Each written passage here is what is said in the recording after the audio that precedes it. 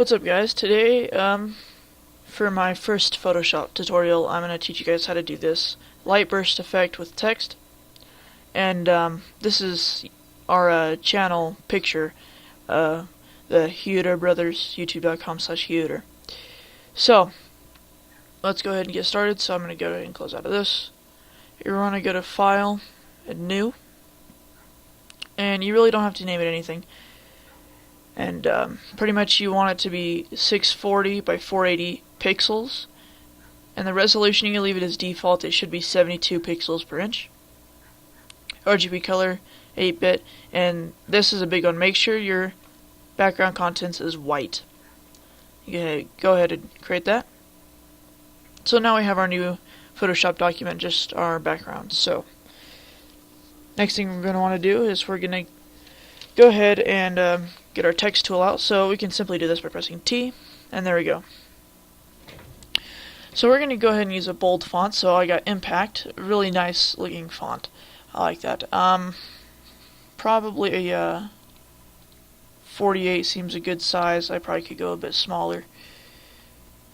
36 seems good. So pretty much all we got to do is just type whatever we want. So we're going to go ahead and let's see. And 2 words works best, so you have 1 word on top, below another one. So we're just going to go ahead and do light burst. So light, then enter. Hold on. Let's go ahead and do that all caps.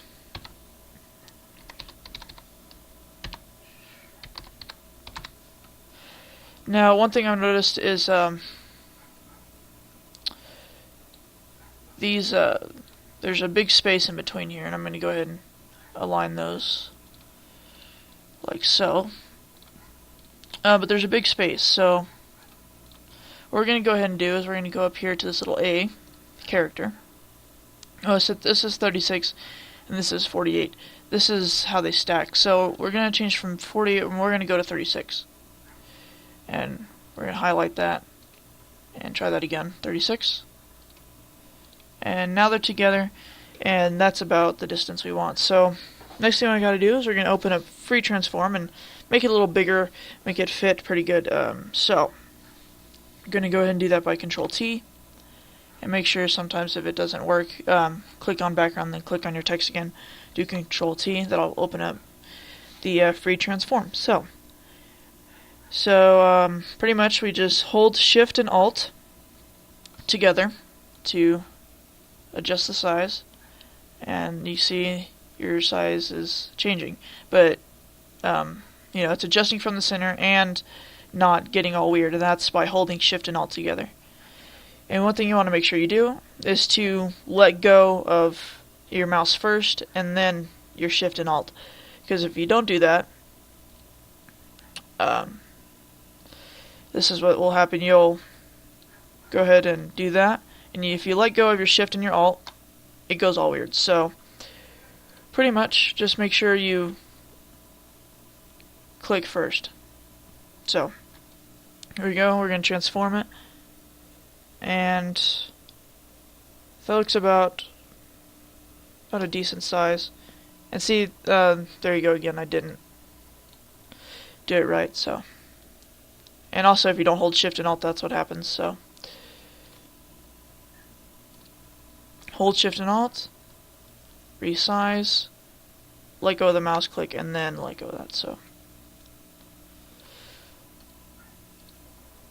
I'm going to press Enter to accept the transformation.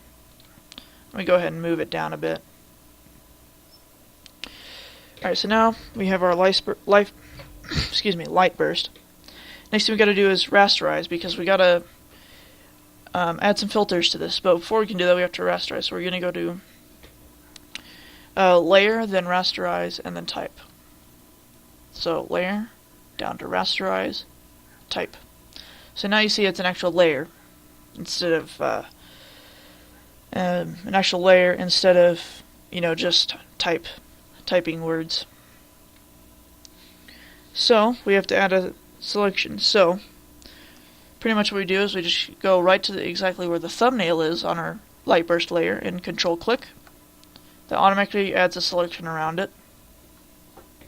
And we're going to go up here to select, and then save selection. And you don't have to name it anything, just go ahead and press OK. And see if we switch over here to the channels palette, I'll be right here under Alpha 1. So pretty much now that we have that, we just Control D to deselect, and it's still over here. We'll use that selection later. So now we're going to have to use fill. So to open that up on Windows, just go ahead and press Shift and F5. Opens up your fill. And so content, want to make sure it's white. In blending mode, multiply. So press OK. Now it'll appear like it didn't do anything, but if you look over here, the background on it is white now instead of just transparent.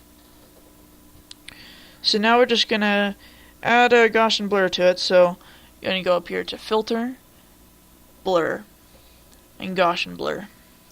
Radius 4 pixels. Normally I think it starts out as, I'm not exactly sure where it starts out. I think it starts out on 2, but we're going to go ahead and just set it to 4. Press OK. And we're going to apply the solarize. So, solarize filter, you go up to Filter, go up to Stylize, Solarize. You see it gives us this cool little neon effect almost, but it's a bit dark. So, next thing we're going to do is lighten the text. So we're going to go ahead and press Control L, and you'll bring up your levels. So this little white slider over here, we're going to want to bring that all the way to the edge of the histogram. And bring it right to the edge. I've noticed something. 128 seems to be just right on the edge there, and it's perfect. So, go ahead and press OK. You see it's much brighter now. So, after we lighten the text, we have to make a copy of the layer. So, just press Control J. Just makes a copy. And we'll come back to our original layer, but make sure your copy is selected, because that's what we're going to be doing on all the rest of the effects for now are going to go on to the copy. So next, we're going to go to the polar coordinates filter. So filter, then distort, and then polar coordinates. We're going to want to select polar to rectangular and press OK. Now our text looks very weird. That's really interesting. Pretty much that's what we're going to do so far. So next thing we've got to do is rotate the canvas 90 degrees. So image, go down to image rotation, and 90 degrees clockwise. So now we've flipped our image, it's over here on its side.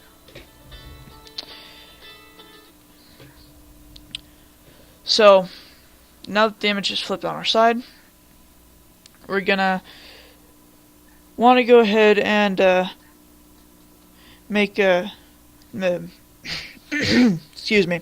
We're going to want to invert the image by pressing Control I, and now it's inverted. And so after we invert it, we're going to apply the wind filter 3 times. So we're going to go to up to Filter and always make sure it's on copy. Filter, believe it's in Stylize. Yes, Stylize, Wind. You're going to want to set the method to Wind and from the right. And then press OK. Now that added it once. We're going to want to do that 2 more times. So we press Control F 2 times, and it adds that filter 2 times. So now, we're going to have to invert it again. So Control I, we invert it, very cool looking. Just to point that out, and we're going to go ahead and do the wind 3 more times. So Control F 3 times. So pretty much, we're about halfway done. Getting pretty close. We're going to go ahead and brighten it, but we're going to let Photoshop do it for us now. So we're going to go ahead and press Shift Control L, and it brightens it up a little bit. And that just helps with the effect. Now we're going to rotate it 90 degrees counterclockwise and put it back on its feet. And we're going to... Okay, so that's my alarm. For my part 1 being over, I'm going to go ahead and save and meet you guys on part 2.